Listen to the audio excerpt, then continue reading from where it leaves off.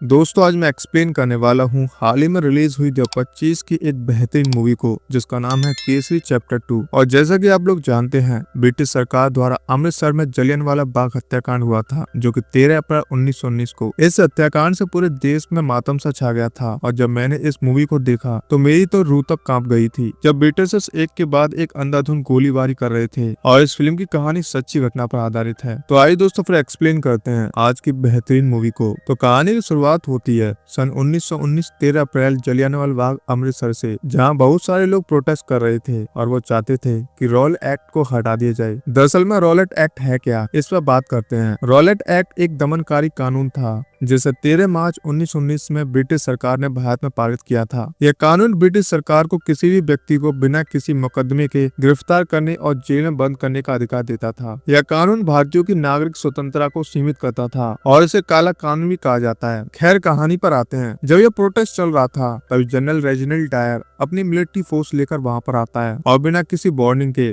निहत्थे protest कर रहे लोगों पर गोली चलाने का ऑर्डर दे देता है। और यह सीन इतना भयानक था मेरी तो रूह तक कांप गई थी। जब ब्रिटिशर्स एक के बाद एक अंधाधुंध गोलियां बरसा रहे थे, वो ना तो बच्चों बूढ़ों औरतें किसी को भी नहीं देख रहे थे, बस वो तो गोलियां ही बरसाए जा रहे थे और लोग अपनी जान बचाने के लिए वहां मौजूद कुएं तक में कूद रहे थे क्योंकि जनरल रेजिनाल्ड डायर ने चारों तरफ से निकलने का रास्ते बंद कर दिए थे। इसलिए लोग अपनी जान बचाने के लिए इधर उधर भाग रहे थे। खैर अब यहाँ से हमें बताया जाता है फर्स्ट वर्ल्ड वॉर के बारे में, जब वर्ल्ड वॉर शुरू होने जा रहा था और ब्रिटिशर्स को कुछ आर्मी सोल्जर्स की जरूरत थी क्योंकि उनके पास इतने सोल्जर्स नहीं थे। इसलिए उन्होंने भारतीय लोगों को भर्ती करना शुरू कर दिया और उनसे वादा किया कि वो लोग उनकी आर्मी में ज्वाइन करते हैं तो वो इंडिया को आजाद कर देंगे। इसी लालच में भारतीय लोग ब्रिटिश आर्मी में भर्ती हो गए और युद्ध में लड़ने के लिए चले गए, जिसमें काफी सारे भारतीय लोगों की मौत भी हो गई। लेकिन जब फर्स्ट वर्ल्ड वॉर खत्म हुआ तो ब्रिटिशर्स अपनी बात से मुकर गए और फिर से उन्होंने भारतीय लोगों पर अत्याचार करना शुरू कर दिया। और उन्हीं में से एक भारतीय सोल्जर कृपाल सिंह था और वह सब नोटिस कर रहा था और एक दिन उसने इसके खिलाफ आवाज उठाई, जिसकी वजह से ब्रिटिश ऑफिसर्स काफी परेशान हो गए थे और वो टेंशन में आ गए थे क्योंकि कृपाल सिंह और उसके सपोर्टर्स इतनी आसानी से चुप बैठने वाले नहीं थे।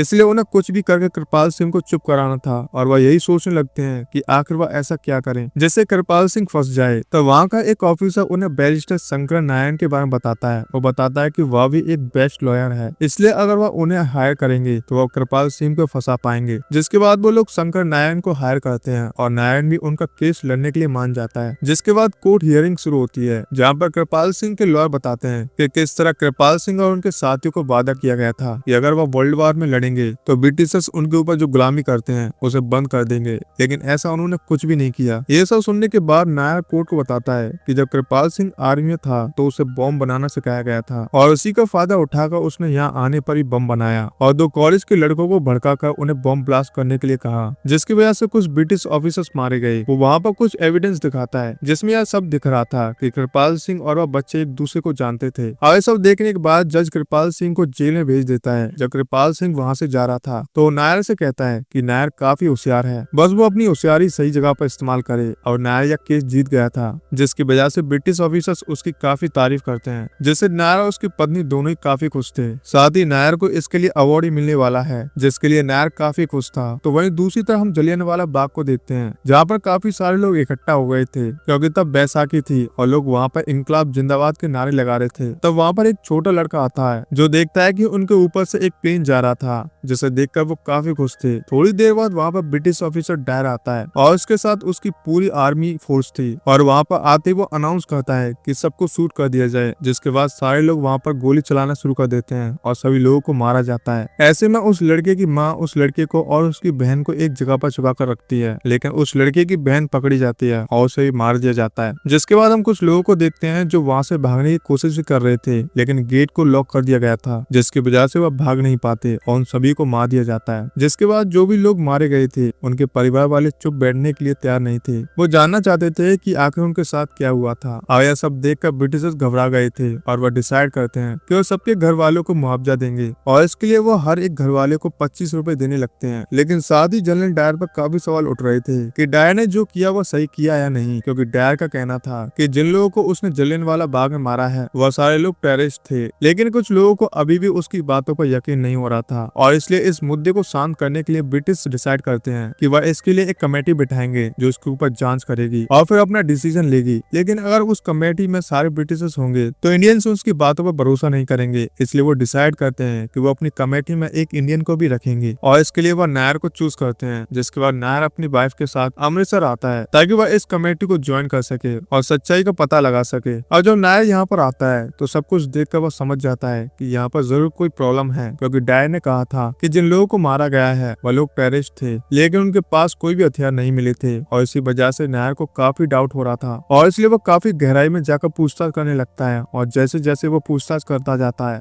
वो समझ जाता है कि जो लोग मारे गए थे वो इनोसेंट थे, इसलिए नायर इसके बारे में डायर से बात करना चाहता था। लेकिन वह देखता है कि डायर इंडियंस को ज्यादा पसंद नहीं करता, यहाँ तक कि वो उनकी कोई बात नहीं सुनना चाहता था। यह देखने के बाद नायर उससे कुछ भी नहीं पूछता। जिसके बाद नायर डायर की रिपोर्ट में यही लिखता है कि डायर गिल्टी है, लेकिन जो बाकी कमेटी मेंबर्स थे उन सबका मानना था कि डायर नॉन गिल्टी है, जिसकी वजह से डायर को कोई सजा नहीं होती। और ये सब देखकर नायर काफी हैरान था, लेकिन वह कुछ भी कर नहीं पाता। जिसके बाद जब नायर वहाँ से बाहर आता है तो वह देखता है कि वहाँ पर एक लड़का बैठा था। दरअसल वही लड़का था जो जलियांवाला बाग में बच गया था। वो नायर को बताता है कि उस दिन क्या हुआ था, कि किस तरह ब्रिटिश ऑफिसर्स ने उनके ऊपर हमला किया था और सभी लोगों को मार दिया गया था। ये सब नोटिस करने के बाद नायर के सामने सच तो आ गया था, लेकिन वो कुछ भी कर नहीं सकता। साथ ही तब नायर को पता चलता है कि जिस लड़के से वो बात कर रहा है वह दरअसल कृपाल सिंह का बेटा है, जिसे नायर ने मूवी के स्टार्ट में जेल में भेज दिया था। वो लड़का उसे बताता है कि भले उसके पिता जेल में हैं, लेकिन उसके पिता एक फ्रीडम फाइटर हैं और वह उन्हीं के जैसा बनना चाहता है। नायर को उस लड़के के लिए काफी बुरा लगता है, लेकिन वह अभी कुछ कर नहीं सकता। साथ ही उसका काम पूरा हो गया था, इसलिए वह डिसाइड करता है कि वह वापस अपने घर जाएगा। लेकिन वह आखिरी बार उस लड़के से मिलने आता है तो वह देखता है कि वह लड़का मर चुका है। यहाँ पर हमें मालूम चलता है कि उस लड़के ने खुद को खत्म कर लिया था, जो देखकर नायर काफी हैरान हो गया था।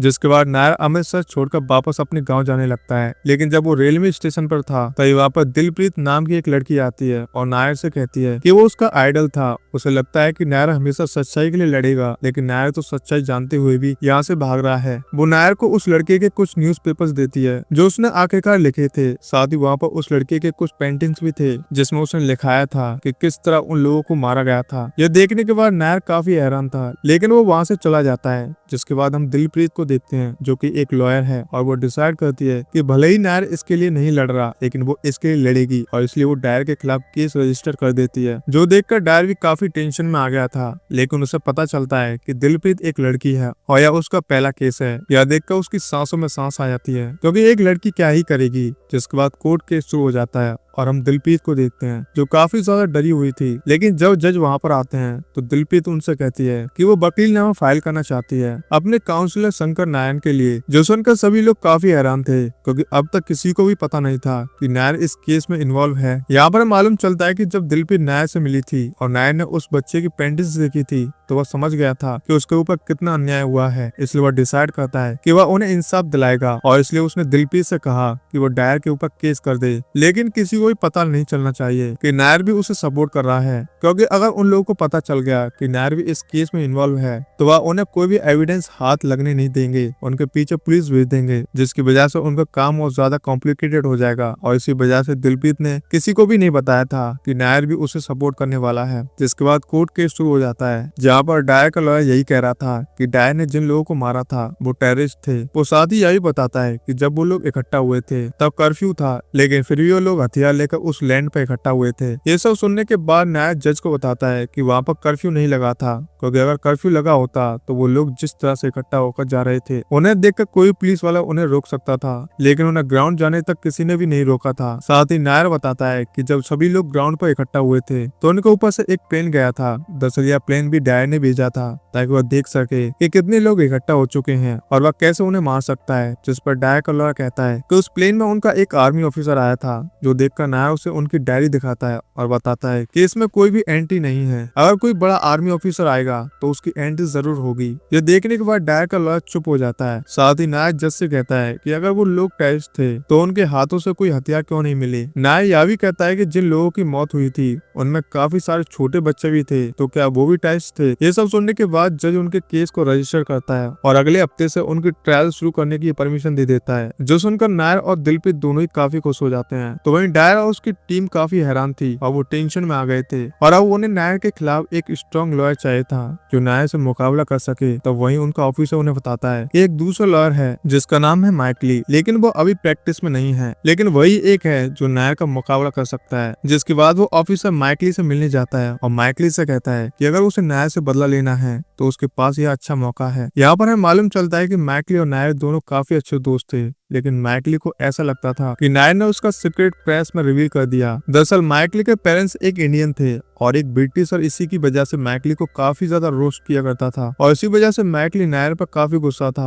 और इसलिए वह इस केस को एक्सेप्ट कर लेता है। जिसके बाद कोर्ट केस शुरू होता है जहाँ पर माइकली को वहाँ देखकर नायर भी काफी हैरान था। अब जब माइकली वहाँ पर आता है तो वह जज से कहता है कि डायर अब तक गिल्टी प्रूफ नहीं हुआ, लेकिन फिर भी मीडिया वाले उसके बारे में कुछ ही छाप रहे हैं, इसलिए वह चाहता है कि कोर्ट में मीडिया वालों को अलाउ नहीं किया जाए। ये सब सुनकर नायर काफी हैरान था और वह इसके लिए मना करता है, लेकिन यहाँ पर जज माइकली की बात सुनता है और मीडिया को वहाँ से बाहर निकालता है। जिसके बाद माइकली वहाँ पर मर्ता नाम की लेडी को बुलाता है और उससे पूछता है कि 10 तारीख को क्या हुआ था। तो मर्ता बताती है कि वो एक कॉलेज में टीचर है और जब वो कॉलेज के बाद अपने घर जा रही थी तो वहाँ पर उसके एक भारतीय स्टूडेंट ने उसे पकड़ लिया और उसके बाद उसके साथ जबरदस्ती की। माइकली जज को बताता है कि जिस लड़के ने माता के साथ ये सब कुछ किया था वह उस दिन जलियांवाला बाग में ही था और इसी वजह से पुलिस को जब इस बारे में खबर पड़ी तो उन्होंने डायर को भी इसके बारे में बताया और डायर को पूछताछ से पता चला कि वो लड़का एक टेररिस्ट है और उसके साथ काफी सारे लोग जुड़े हुए हैं और इसलिए वो आर्मी लेकर वहाँ पर गया और उसने सबको खत्म कर दिया। अमरता का बयान सुनने के बाद जज नायर से कहता है कि अगर नायर के पास कोई ठोस सबूत है तो कोर्ट के सामने उसे पेश करे, नहीं तो उसका केस कैंसिल हो जाएगा। ये सब देखने के बाद नायर भी काफी हैरान था क्योंकि उसे मर्ता के बारे में कुछ भी पता नहीं था। जिसके बाद नायर और दिलप्रीत मिलकर मर्ता के बारे में सारी इन्फॉर्मेशन निकालने लगते हैं और उसके कुछ दिनों बाद जब कोर्ट वापस शुरू हो जाता है तो दिलप्रीत मर्ता से काफी सवाल पूछती है। यहाँ पर मालूम चलता है कि जिस लड़के पर मर्ता ने इल्जाम लगाया था वह अभी जेल में था। दिलप्रीत मर्ता से कहती है कि वह उस लड़के से मिली है और उस लड़के ने उसे सारी सच्चाई बता दी और वह चाहता तो कोर्ट में भी आकर सब कुछ बता सकता है, लेकिन वो मर्ता से बहुत प्यार करता है इसलिए वो उसे मुसीबत में नहीं डालना चाहता। ये सब सुनने के बाद मर्ता को काफी बुरा लगता है और वह सारा सच बता देती है। मर्ता बताती है कि दरअसल वो और वो लड़का एक दूसरे से प्यार करते थे और जब वो दोनों रोमांस कर रहे थे तो उस कॉलेज के प्रिंसिपल ने उन्हें एक साथ देख लिया और उन्हें यह बात बिल्कुल ही पसंद नहीं आई थी कि एक ब्रिटिश लेडी इंडियन आदमी के साथ अफेयर कर रही है और इसलिए उसके ऊपर काफी गुस्सा हो गई और उन्होंने उस लड़के को पकड़वा लिया। साथ ही मर्ता से कहा कि अगर मर्ता ने यह सब नहीं कहा कि उस लड़के ने उसके साथ जबरदस्ती की है तो मर्ता को तो मार ही देंगे, साथ ही उस लड़के को भी मार देंगे और इसलिए मर्ता ने यह सब कुछ झूठ बोला था। साथ ही मर्ता बताती है कि वह आज भी उस लड़के से बहुत प्यार करती है और वह लड़का निर्दोष है। यह सब सुनने के बाद जज उस लड़के को छोड़ने के लिए कहता है, जो सुनकर नायर काफी हैरान था। यहाँ पर मैं एक बात भूल गया, जब मर्ता के साथ जबरदस्ती हुई यह बात लोगों को पता चलती है तो कुछ ब्रिटिश लड़कियां मिलकर नायर का चेहरा काला कर देती हैं, लेकिन तब इससे नायर ने ठान लिया था कि वह सच्चाई सबके सामने लाकर आएगा और आज फाइनली सारी सच्चाई सबके सामने आ गई थी, जो देखकर माइकली भी काफी हैरान था। जिसके बाद नायर कोर्ट को बताता है कि किस तरह डायर का बिहेवियर इंडियंस के खिलाफ काफी ज्यादा रूड है। वो बताता है कि किस तरह डायर ने एक इंडियन सोल्जर को बहुत ही बुरी तरह से मारा था क्योंकि वह बस 5 मिनट लेट हो गया था। नायर बताता है कि डायर के मन में बचपन से ही इंडियंस के खिलाफ नफरत थी। दरअसल डायर जब छोटा था तो कुछ इंडियंस लड़के उसे चिढ़ाया करते थे क्योंकि डायर तो हकलाता था, इसलिए वो उसका मजाक उड़ाते थे और इसी वजह से डायर इंडियंस पर काफी चिढ़ने लगा था। साथ ही डायर के जो पिता थे वो भी इंडियंस से काफी नफरत किया करते थे और इसी वजह से डायर भी उनके जैसा ही बन गया और जैसे ही उसके हाथ में पावर आ गई वो उसका गलत इस्तेमाल करने लगा। साथ ही नायर डायर का मेडिकल रिपोर्ट भी सबमिट करता है, जो देखकर सब लोग समझ गए थे कि डायर को एंगर इश्यूज थे और यह सब देखने के बाद जज उन्हें अगला डेट दे देता है। जिसके बाद डायर काफी टेंशन में आ गया था कि आखिर वो क्या करेंगे, लेकिन माइकली उन्हें कहता है कि वो चिंता न करें क्योंकि नायर जरूर कुछ न कुछ ऐसा कर रहा होगा जिससे रूल ब्रेक हो जाएंगे और वह इसी के लिए उसे फंसा देंगे। जिसके बाद जब अगला कोर्ट शुरू हो जाता है तो नायर वहाँ पर नहीं आता क्योंकि नायर को केस से निकाल दिया गया था। दरअसल नायर ने जो मेडिकल रिपोर्ट सबमिट की थी वो उसने लीगली नहीं लिए थे, उसको किसी सोर्सेस से मिले थे और यह सब एक क्राइम था जिसकी वजह से नायर को इस केस से निकाल दिया गया था। साथ ही माइकली जज को बताता है कि डायर की वो रिपोर्ट काफी पुराने हैं और अभी के उसकी रिपोर्ट्स में उसे कोई भी एंगर इश्यूज नहीं हैं, जो सुनकर जज फैसला सुनाता है कि डायर बेकसूर है और इस तरह से मैकली केस जीत जाता है और नायक केस हार जाता है, जिससे नायक काफी उदास हो गया था क्योंकि वह उन लोगों को इंसाफ नहीं दिला पाया था। नायर वापस अपने गाँव चला जाता है तो वही दिलप्रीत भी अपने घर वालों की बात सुनकर शादी के लिए मान जाती है। जिसके बाद कुछ महीने बीत जाते हैं और नायर के पास एक लेटर आता है जो कि कृपाल सिंह का था। कृपाल सिंह ने नायर को लेटर में लिखा था कि वह जानता है कि उसके बेटे ने खुद को खत्म नहीं किया बल्कि उसे बेटे से नहीं मारा है ताकि वह उनके खिलाफ आवाज न उठा सके। यह सब सुनने के बाद नायर समझ जाता है कि उसे अभी भी हार नहीं माननी चाहिए, इसलिए वह वापस आता है और दिलप्रीत को बुलाता है और फिर वह दोनों मिलकर इस केस को रीओपन करने की रिक्वेस्ट करते हैं। लेकिन जो नया जज था